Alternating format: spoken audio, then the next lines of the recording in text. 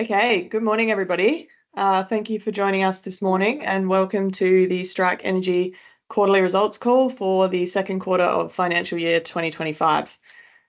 Today, I'm joined by Executive Director and Acting CEO Jill Hoffman, who is happy to introduce herself to you all and talk to you about the strategic review that was recently announced, give an update on Strike's projects, and then we will host a Q&A in the remaining time. We'll do this in the same way we've done in the past, and that will be via people being able to enter questions in the Q&A chat box, and I will host the Q&A with Jill at the end. I'll hand over to Jill. Thanks, Emma, and thanks to you all for joining Strike this morning. Given this is the first time I've spoken with yourselves, I thought I'd start off by sharing a little bit about me. So I joined Strike in May 2023 as an Executive Director. So this means I know Strike and I believe it's a great company to be part of. Plus, I really enjoy working with a talented team. I have 35 years experience in the oil and gas industry, and I started in Aberdeen in Scotland working for an oil and gas major. From there, I relocated to Perth, where I primarily worked for Woodside Energy. During this time, I've worked across the entire oil and gas value chain, from M&A and exploration right through to abandonment. This experience includes working on projects, including power generation projects, operations, gas marketing, regulatory approvals, and strategy. And some of these roles have included substantial engagement with joint venture participants and key stakeholders, such as the community and the government. Indeed, I actually worked for the state government for 9 years as a non-executive director of Fremantle Ports, including chair of the Audit and Risk Committee and chair of the board. So collectively, this experience aligns well with Strike's business. But enough about me, let's talk about Strike's business. Our first slide is our Q2 financial year 25 highlights. And the first highlight is the financial investment decision that was taken at South Erregulla for an 85 megawatt fully integrated peaking power gas station, which will be commissioned and operational by 1 October 2026. This final investment decision is a clear demonstration of Strike's nimble and innovative approach to monetize South Erregulla reserves. Furthermore, it is the highest value accretive concept to maximize value for Strike. Our second highlight is the flow testing at Erregulla Deep, which confirmed a significant gas discovery. Thirdly, Strike has now received all our environmental approvals for West Erregulla, with receipt of the Commonwealth environmental approval under the EPBC Act. And lastly, Strike made a contingent discovery at Walliering East 1. For each of these highlights, we have provided an ASX announcement that will provide you with further information. Now, for the Q2 financial year financials. I appreciate there's a lot to read on the slides, but really to summarise, Strike's financial performance for this quarter is as expected. The reason revenue is slightly down relative to the previous quarter is due to the planned maintenance program. I would also like to draw your attention to the ASX announcement that we released last night, advising that Strike has received credit approval for the $160 million development facility with Macquarie. The strategic review. Now, Strike's been incredibly successful since its strategic pivot to the Perth Basin.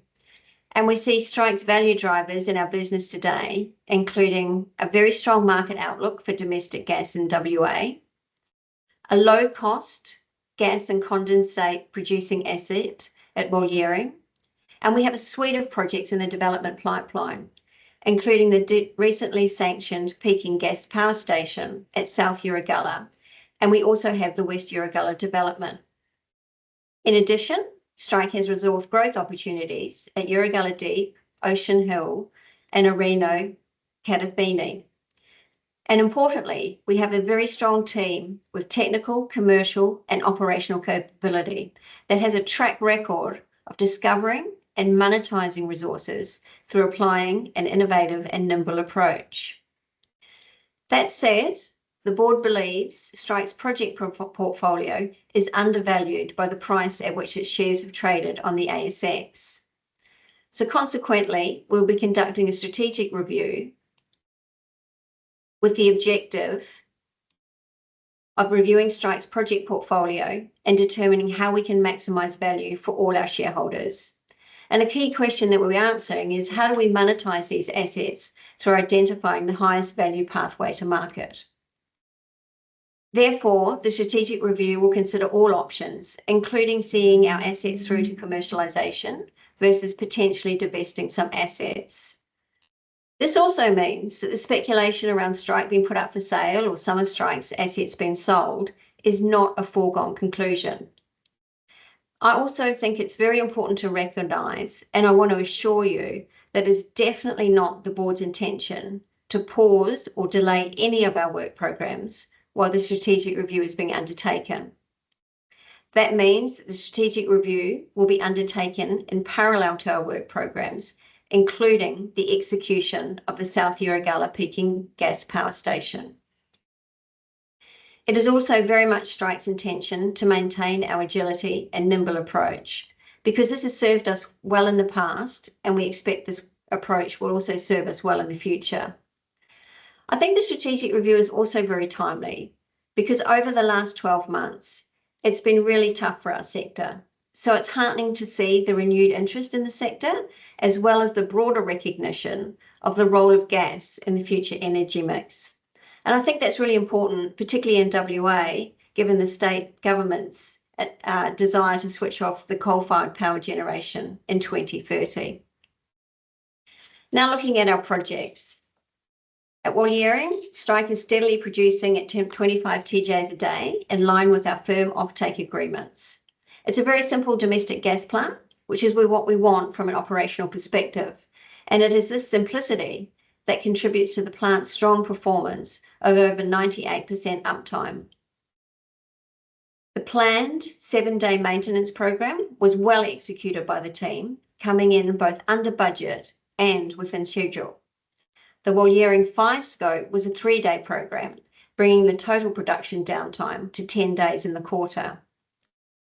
We expect production above 25 TJs a day will depend on market conditions as well as reserves replacement. Now, West Erregulla and Erregulla Deep. At last year's AGM, Strike advised the target for FID of Q4 2024 would slip given Hancock's acquisition of Mineral Resources Perth Basin gas assets. And we recognise that Hancock need to drill 2 wells in this acreage, which they're doing now, before we re-engage on FID timing.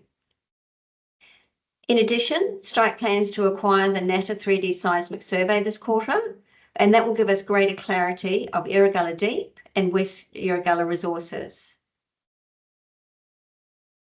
In relation to Ocean Hill, we've got new seismic 3D, which is being reviewed by Strike's subsurface team, and the objective of that review is to identify exploration drilling targets. And this is really important to us because today the market is not attributing any value to Ocean Hill in our share price. Hence, we want to crack on and mature this acreage.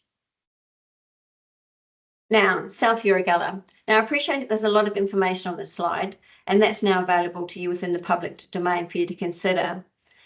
But as you know, last November, the Strike board took a final investment decision for the 85 megawatt fully integrated South Erregulla peaking gas power station. It's a significant decision for Strike, as well as an exciting project for the company. It's also a very clear demonstration of Strike's nimble and innovative approach to monetize South Erregulla reserves. And this peaking gas power station is the highest value accretive concept to maximise value for Strike. And it's also the first project to be located on Strike-owned land that we call the precinct. As I mentioned earlier, the strategic review will not impact timeline or funding for this project, and we're planning to break ground in Q2 this year and for the plant to be fully commissioned and operational by 1 October 2026. The next slide highlights the growing opportunity for peaking gas power station, given the state government's intention to switch off coal plants in 2030. And as you can see, that's a really significant opportunity because today coal makes up 30% of our annual power generation fuel mix. And on this slide, it's really pleasing to note that the market fundamentals continue to strengthen in support of the peaking gas power plant, including reserve capacity pricing, maximum energy offer price ceilings, and the demand for gas-generated electricity. And this slide here highlights the increasing capacity credit pricing, including the potential for a further significant increase when the 2027-2028 capacity payment is announced in October this year. So just to wrap up for yourselves, our near-term focus while conducting the strategic review will be maintaining operational excellence at Walyering and progressing our major projects across the portfolio.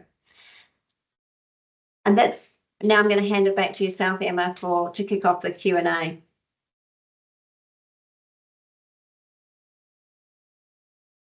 Excellent. Thanks, Jill. We've had quite a few questions come through on the Q&A box. So for anybody who missed at the start, we'll be running this Q&A session as we have in the past. If you could please use the Q&A box up the top and avoid the chat box, that would be great. And we will aim to get through as many questions as possible. I do want to reiterate that we are still using the hub on our website, and that questions can be submitted against each of the ASX announcements, and we will endeavour to get answers back up there that will be publicly available. So if any questions aren't answered in this session, we will endeavour to have them up on the hub as soon as possible.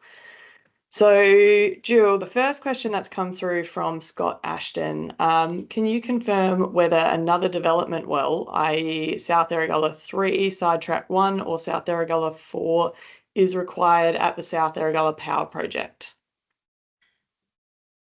We don't need to drill another well prior to bringing the plant online.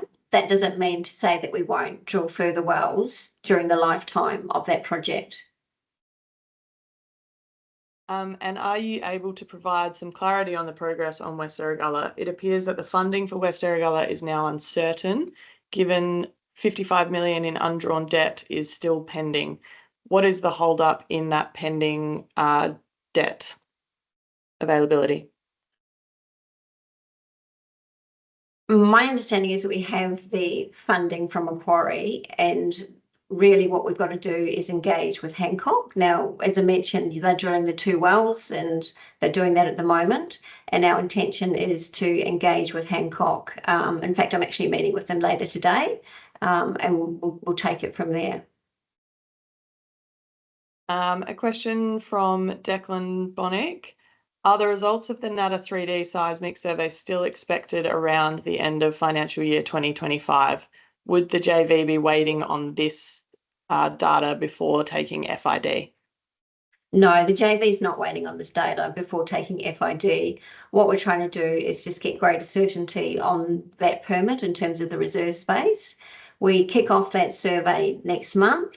As soon as that survey is completed, we'll start analysing that information. Ideally, we'd have that done by the end of this financial year. If it's not, then it'll be very close to it. But really what I'm saying is that survey is, once it's underway, it's full steam ahead to analyse that data, and then we'll take it from there. We've got a question around what and when is our next rig slot? I'm sorry, Emma, I don't have the answer to that. I do apologise. This is 2 weeks. This is week 2 for me. I don't have a lot of the detail yet. Sorry, Emma. Are you aware of that one? Otherwise, we'll need to take it on notice and put it out to yourselves. Yeah, so currently we don't have a firm rig slot at the moment. We're currently assessing our portfolio for what our next drilling opportunities are, be it our portfolio options such as Ocean Hill and Arena Kadathinni, but that's all still in the works. So there is no current firm rig slot at the moment. I just think I will just add to that, Emma, is, as I mentioned before, it's not the board's intention to slow down our programs whilst the strategic review is happening. So as I mentioned, you know, we're looking at Ocean Hill, we're looking at that data for drilling targets, and that work is underway at the moment. So we will look for a reg slot at the appropriate time once we've got enough information from that review. Given the current funding constraints, could you clarify for investors how Strike can pursue exploration wells versus allocating capital to producing assets? That's part of the discussion that we'll be having as a board for Ocean Hill. I think we do have a couple of options there. Which is the preferred option? We're not clear on at that moment. Sure. We've got a question that's come through as well, whether the board has received any takeover offers that they have not released to the market. No, I mean, we have no takeovers offers, and we're well and truly aware of our ASX obligations, and we'll be making any announcement as and when we need to. At the end of the day, I should say, at the end of the day, we're a publicly listed company like anybody else, and we will be complying with those laws accordingly. A question from Matthew Walker around the DBP interconnect through Mondara. When do you expect to commence sales through Mondara, and what are you targeting in terms of annualized revenue? I'm happy to take this one if you'd like. Thanks, Emma.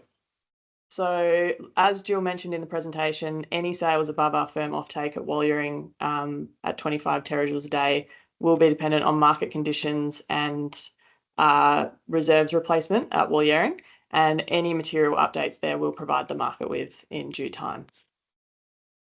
Thanks, Emma. I think that's answered a few questions that have come through on Walyering. Do you have any comment, Jill? We've had a few questions come through on this. If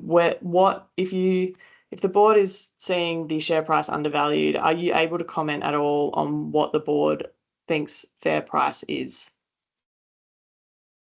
I think that will become clearer as we undertake the strategic review and firm up the values that we see for each component of our assets.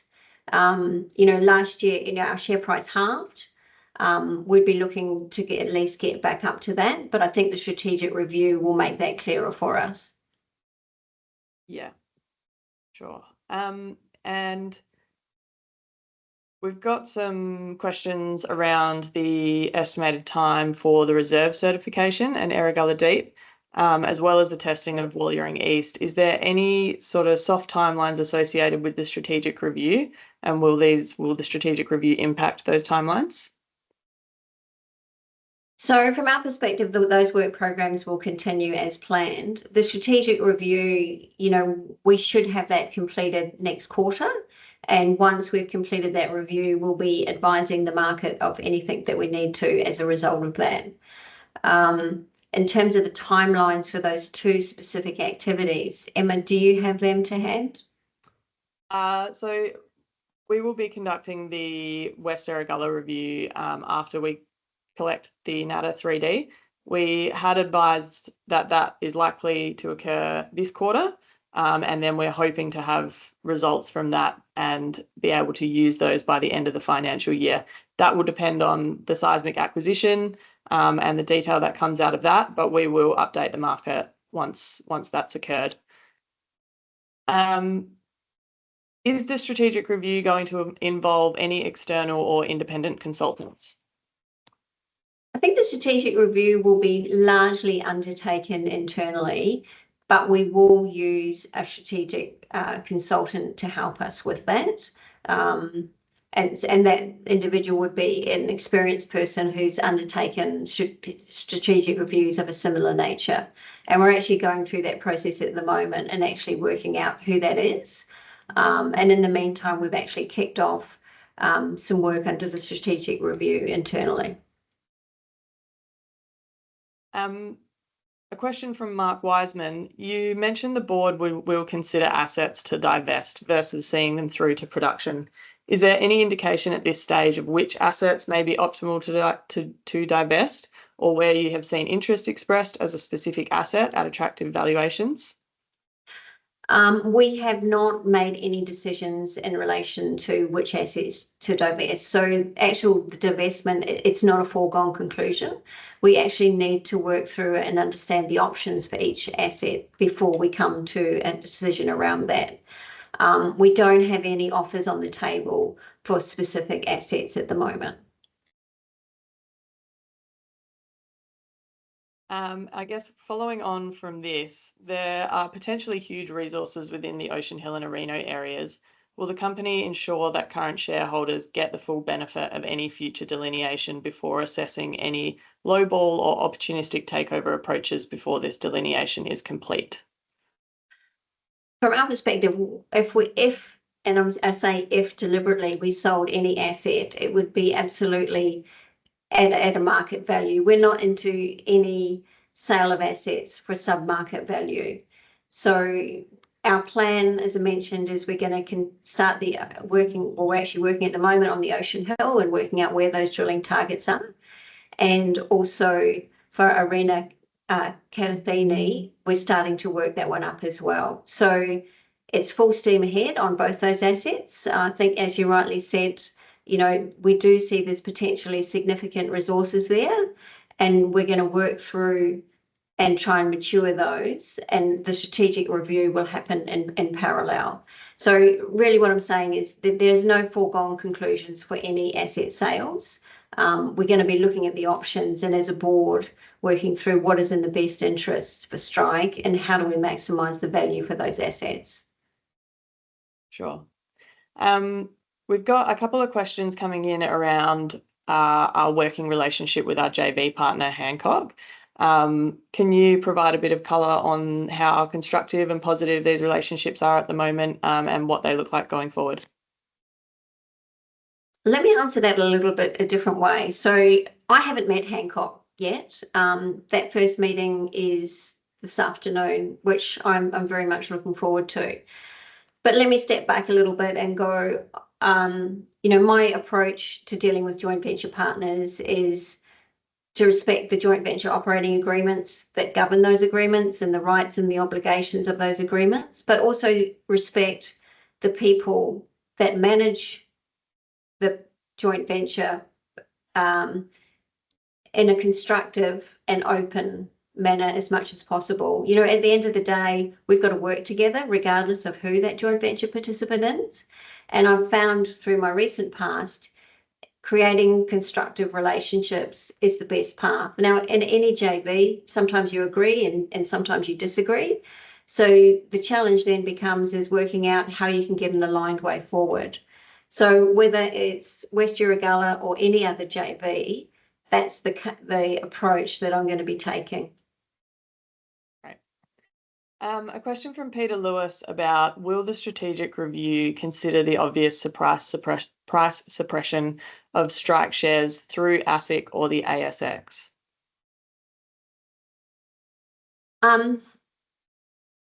Everything's on the table for the strategic review. At the moment, we're going through and scoping that. So that specific question, I guess, is we haven't looked at that specifically, but we are going to be looking at how we can increase the value of our share price. Sure. And I think most of the questions that are coming through have actually been answered. So if this will be posted up on the website. So if you came in late and maybe you missed something, perhaps jump on our website later this afternoon and we'll have the Q&A up there for people to rewatch. Again, we want to keep this Q&A open, so feel free to submit questions through the hub. Otherwise, we will speak to you next time in the next quarter. Thank you. Thanks, everyone.